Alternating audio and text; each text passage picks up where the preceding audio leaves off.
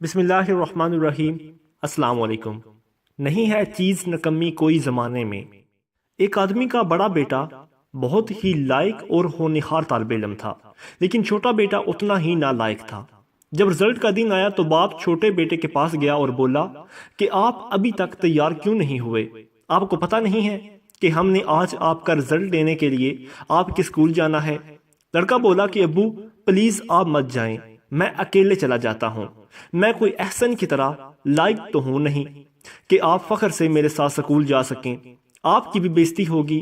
باپ مسکرا کر بولا کہ بیٹا مجھے اس سے کوئی فرق نہیں پڑتا کہ آپ کا رزلٹ برا ہوتا ہے، میں آپ کا باپ ہوں اور ہر حالات میں ہمیشہ آپ کے ساتھ کھڑا رہوں گا، اور آپ مایوس کیوں ہوتے ہو؟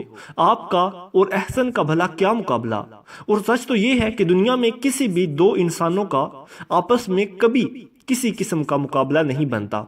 جب اللہ تعالیٰ نے اس دنیا میں گھاس کا بیج بویا تھا تو وہ اگلے گھنٹے پوری دنیا میں ہری بھری نظر آنے لگی تھی، لیکن کیا اللہ تعالیٰ نے بانس کا بیج بے وجہ بنایا تھا؟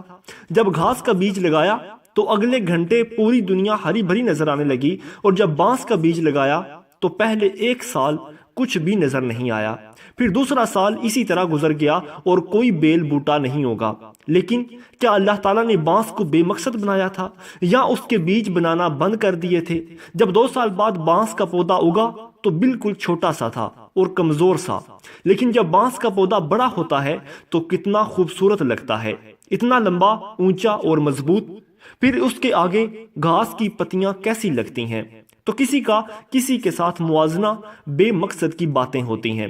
اس نے اپنے بیٹے کو بہت کم عمری میں ایک بہت قیمتی سبق سکھا دیا تھا کہ دنیا کے کارخانے میں کوئی بھی شے بے مقصد نہیں ہوتی اور کسی کا دوسرے انسان سے کوئی موازنہ نہیں، سب الگ ہیں اور ایک دوسرے سے بالکل مختلف ہوتے ہیں۔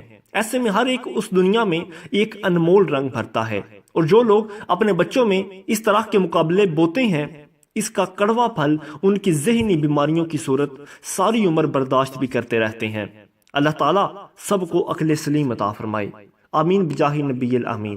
مزید اچھی ویڈیوز کے لیے ہمارے چینل کو سبسکرائب کریں۔